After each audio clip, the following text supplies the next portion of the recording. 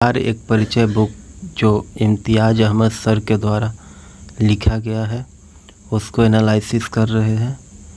और इस किताब के अंतर्गत बिहार स्पेशल जितने भी एग्ज़ाम हैं उसको कवर करेंगे। और यह किताब एमसीक्यू के रूप में है और इसमें हम लोग देखेंगे महाजनपद काल, जैन धर्म, बौद्ध धर्म, ब्रिटिश शासनकालीन कानून, मौर्य वंश और गुप्त साम्राज्य।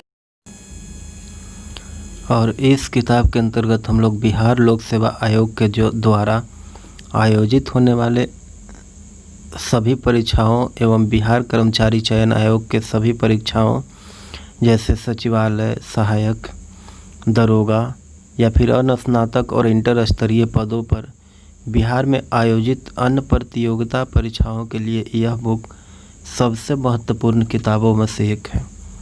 तो प्राचीन बिहार के इतिहास के जानकारी के मुख्य स्रोत हैं कौन कौन? पहला भग्नावशेष, दूसरा यात्रा वृत्तांत और तीसरा अभिलेख और चौथा सिक्के और पांचवा धार्मिक ग्रंथ। इसका उत्तर होगा ऑप्शन डी। अगला प्रश्न है कि प्राचीन पाटलिपुत्र के संबंध में जानकारी के स्रोत हैं। तो प्राचीन पाटलिपुत्र के संबंध में जानकारी के स्रोत कहाँ से प्राप्त होते हैं? तो इसका उत्तर हो जाएंगे ऑप्शन एक भग्नावशेष। उपयुक्त में से सभी भग्नावशेष, यात्रा वृत्तांत और धार्मिक ग्रंथ। अगला प्रश्न है कि बिहार के मौर्यकालीन अभिलेख प्राप्त हुए हैं, कहाँ से प्राप्त हुए हैं? तो इसका उत्तर हो जाएगा ऑप्शन सी। ऑप्शन सी में क्या है? लौरिया अरेराज से, और तीसरा लौरिया नंदनगढ़ से, और चौथा सहस्य राम से, और पांचवा रामपुरवा से। अगला प्रश्न है कि अशोक के लघु शिलालेख कहाँ से प्राप्त हुआ है? तो अशोक के लघु शिलालेख जो है वह सहस्य राम से प्राप्त हुआ है। अगला प्रश्न है कि बिहार से प्राप्त मौर्यकालीन अभिलेखों की भाषा क्या थी? तो इसका उत्तर हो जाएगा ऑप्शन बी। ऑप्शन बी प्राकृत भाषा से मौर्यकालीन के। अगला प्रश्न है कि बिहार से प्राप्त मौर्यकालीन अभिलेखों की लिपि क्या थी? तो ब्राह्मी लिपि थी।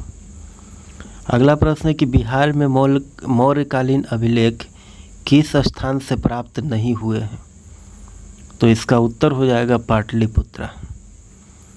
पाटलिपुत्रा से मौर्य काल के समय का अभिलेख प्राप्त नहीं हुआ है, लेकिन सहस्य राम, लौरिया अरेराज और लौरिया नंदनगढ़ से प्राप्त हुआ है। अगला प्रश्न है कि मौर्यकालीन स्थापत्य कला के साक्ष्य कहाँ से प्राप्त हुए हैं? तो इसका उत्तर हो जाएगा पाटलिपुत्रा से, बराबर से और राजगीर से, यानी ऑप्शन डी इसका उत्तर होगा। उपयुक्त में सभी इसका उत्तर होगा ऑप्शन डी। अगला प्रश्न है कि बिहार में गढ़वालों के आधिपत्य का प्रमाण कहाँ से मिलता है? तो इसका उत्तर हो जाएगा ऑप्शन एक मनेर ताम्रपत्र से। अगला प्रश्न है कि बिहार के किस तुर्क राजवंश के अभिलेख प्राप्त हुए हैं? तो इसका उत्तर हो जाएगा ऑप्शन सी तुगलक वंश के अभिलेख प्राप्त हुए हैं।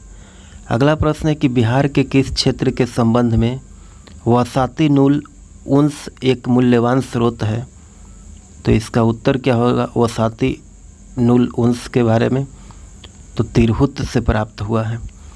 अगला प्रश्न है कि बिहार आने वाले महत्वपूर्ण चीनी यात्री का नाम है? तो इसका उत्तर हो जाएगा ऑप्शन एक फहियान, ऑप्शन दो युआन चुआंग और ऑप्शन तीन सिंह। उपयुक्त में से सभी इसका उत्तर होगा ऑप्शन डी। अगला प्रश्न है कि मुगल काल में बिहार आने वाला प्रथम विदेशी यात्री? मुल्ला तकिया। ऑप्शन एक इसका उत्तर होगा मुल्ला तकिया। अगला प्रश्न है कि निम्नलिखित यूरोपीय यात्रियों में कौन बिहार नहीं आया था? तो इसका उत्तर हो जाएगा ऑप्शन सी फ्रांसाय बर्निए जो था वह बिहार नहीं आया था, बाकी तीनों बिहार आए थे। मॉनरिक, जॉन मार्शल, पीटर मुंडी। अगला प्रश्न है कि बहारिस्तान गैबी किसकी रचना है? तो बहारिस्तान गैबी जो है वो मिर्ज़ा नाथन की रचना है।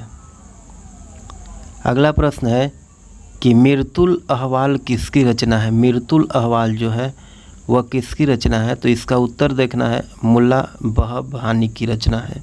ऑप्शन सी सही उत्तर होगा। अगला प्रश्न है कि मध्यकालीन मिथिला के इतिहास के स्रोत में महत्वपूर्ण है, क्या महत्वपूर्ण है मिथिला के इतिहास में? तो कार्तिलता, कृतिलता जो है, कृति पताका और वर्ण रत्नाकार जो है, ये तीनों यानी उपयुक्त में सभी जो है वो महत्वपूर्ण स्रोत है। अगला प्रश्न है कि बिहार में धातु प्रस्तर युगीन अवशेष कहाँ से मिले हैं? तो इसका उत्तर हो जाएगा ऑप्शन डी, उपयुक्त में से सभी। तो ऑप्शन में दिया गया है पहला चिरांद जो छपरा में है, चिरांद जो है वो छपरा में है, और चेचर वैशाली में, और मनेर से। ऑप्शन डी सही उत्तर होगा। अगला प्रश्न है कि बिहार में मौर्यकालीन अभिलेख मिले हैं, कहाँ से मिले हैं? तो इसका उत्तर हो जाएगा ऑप्शन डी, उपयुक्त में सभी। तो लौरिया अरेराज चंपारण से, लौरिया नंदनगढ़ और रामपुरवा चंपारण से। ऑप्शन डी सही होगा। अगला प्रश्न है कि बिहार के गया जिले के अपसर से प्राप्त अभिलेख में किस राजवंश के जानकारी मिलता है? तो इसका उत्तर हो जाएगा अपसर से प्राप्त अभिलेख से किस राजवंश के बारे में जानकारी मिलता है? तो इसका उत्तर हो जाएगा ऑप्शन एक, परवर्ती गुप्त के बारे में। अगला प्रश्न है कि बिहार प्रांत के आरा से प्राप्त देवबरनाग का लेख तथा शाहपुर पटना एवं मांदर बांका से प्राप्त लेखों में जानकारी मिलती है। तो किसके बारे में जानकारी मिलती है इन लेखों से? पहला है शाहपुर पटना में और मांदर बांका से जो लेख प्राप्त हुआ है उसमें हमें परवर्ती गुप्त वंश के बारे में जानकारी मिलती है, और देवबरनाग के अभिलेख में परवर्ती गुप्त शासक देवगुप्त, विष्णुगुप्त एवं जीविती गुप्त द्वितीय का नाम मिलता है। अगला प्रश्न है कि पाल शासकों के बारे में जानकारी मिलती है, तो यह किस अभिलेख से मिलती है पाल शासकों के बारे में जानकारी? तो इसके बारे में देखना है, इसका उत्तर हो जाएगा देवपाल के मुंगेर अभिलेख से, और नारायण पाल का भागलपुर ताम्र अभिलेख से, और महिपाल प्रथम के नालंदा और मुजफ्फरपुर अभिलेख से प्राप्त जानकारियाँ मिलती है।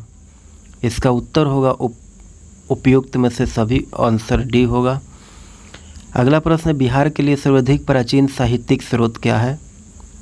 तो इसका उत्तर हो जाएगा अथर्ववेद जो है वह सर्वाधिक प्राचीन साहित्यिक स्रोत है। अगला प्रश्न है कि बिहार में स्थित महाजनपदों के बारे में जानकारी मिलती है, तो यह कौन से सूत्र से महाजनपदों के बारे में जानकारी मिलती है उसके बारे में है? तो यह अंगुत्तर निकाय से मिलती है जानकारी महाजनपद के बारे में। अगला प्रश्न है कि नालंदा के सराय टीला में उत्खनन से क्या प्राप्त हुआ है? तो पाल काल का बौद्ध विहार प्राप्त हुआ है। ऑप्शन सी इसका उत्तर होगा। अगला प्रश्न है कि बौद्ध साहित्य विनय पिटक एवं दीघ निकाय से जानकारी क्या मिलती है? तो इसका उत्तर हो जाएगा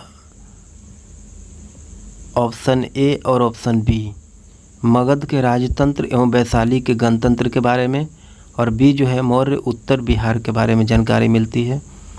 अगला प्रश्न है कि बिहार में बड़े पैमाने पर उत्खनन कार्य करवाने वाले तथा कई प्राचीन स्थलों की खोज करने वाले पुरातत्ववेत्ता थे, तो इसका उत्तर क्या होगा? कनिंघम जो थे वो बड़े पैमाने पर खोज करता थे। अगला प्रश्न है कि नालंदा में स्थित बड़गांव का पता किसने लगाया? तो इसका उत्तर हो जाएगा ऑप्शन बी, कनिंघम ने। वहाँ से 2 अभिलेख भी मिले हैं जिन पर नालंदा का नाम उत्कीर्ण है, और बिहार शरीफ में कुमारगुप्त प्रथम और स्कंदगुप्त का प्रसिद्ध स्तंभ भी प्राप्त हुआ है, और कनिंघम ने बोध गया के मंदिर को भी खोजा था। तो इसका उत्तर ऑप्शन बी कनिंघम होगा। अगला प्रश्न है कि पुरातत्ववेत्ता कनिंघम ने बिहार में खोज की, तो बिहार में क्या खोज किए या फिर किसका खोज किए? तो इसका उत्तर हो जाएगा ऑप्शन एक, केसरिया स्तूप चंपारण में है, वह कनिंघम ने खोज किए, और लौरिया अरेराज अशोक स्तंभ और बसाड़ के अवशेषों के आधार पर वैशाली के प्राचीन स्थल। उपयुक्त में सभी इसका उत्तर होगा ऑप्शन डी। अगला प्रश्न है कि विदेह के राजा जनक ने निष्क या सुवर्ण या सतनाम उपहार में दिए, यह कहाँ वर्णित है? तो इसका उत्तर हो जाएगा बृहदारण्यक उपनिषद में। अगला प्रश्न है कि बिहार से प्राप्त मौर्य अभिलेख की लिपि क्या है? तो बिहार से प्राप्त मौर्य अभिलेख की लिपि है, ऑप्शन हो जाएगा इसका उत्तर उपयुक्त में से कोई नहीं। अगला प्रश्न है कि बिहार से प्राप्त पहला द्विभाषी अभिलेख किस मध्यकालीन शासक से संबंधित है? तो इसका उत्तर हो जाएगा ऑप्शन बी, शेरशाह से संबंधित है। अगला प्रश्न है कि वह पहला मुल्तान शासक मुगल शासक कौन था जिसके अभिलेख बिहार में मिले हैं? तो इसका उत्तर हो जाएगा ऑप्शन सी, अकबर। अगला प्रश्न है कि बौद्ध धार्मिक साहित्य में कौन ग्रंथ प्राचीन बिहार के इतिहास के संबंध में जानकारी का स्रोत है? तो इसका उत्तर हो जाएगा दीर्घ निकाय। अगला प्रश्न है कि सियर उल मुताखरीन की रचना किसने की? तो इसका उत्तर हो जाएगा गुलाम हुसैन तबतबाई। अगला प्रश्न है कि मध्यकालीन बिहार से संबंधित इन स्रोतों को सही सुमेलित करना है, यानी मिलान करना है। रचना और रचनाकार को मिलान करना है। सूची 1 में रचना है और सूची 2 में रचनाकार। तो इसको देखते हैं। ऑप्शन में दिया गया है कि रियाज उस सलातीन, तो यह रचना गुलाम हुसैन सलीम के द्वारा किया गया। और दूसरा ऑप्शन में तारीख शेरशाही, तो यह अब्बास सरवानी से किया गया है। अगला है वकियाते मुश्ताकी, यह रिजकुल्लाह के द्वारा यह रचना किया गया।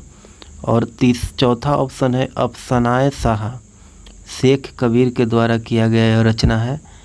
और पंचवा है बसाती नुल उन्स, यह इख्तसान देहलवी के द्वारा किया गया रचना है।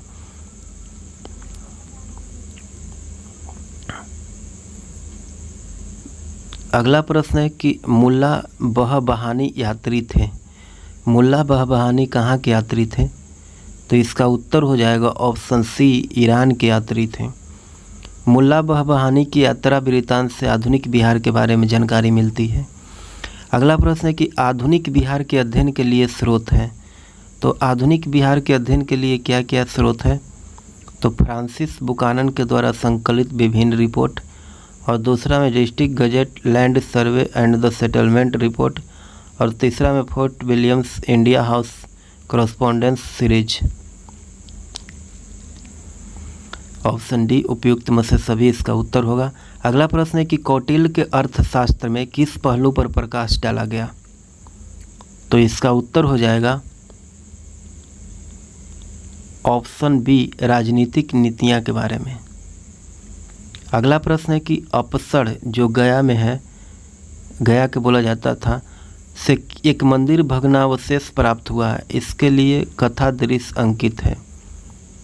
रामायण का कथा दृश्य अंकित है। ऑप्शन सी इसका उत्तर सही होगा।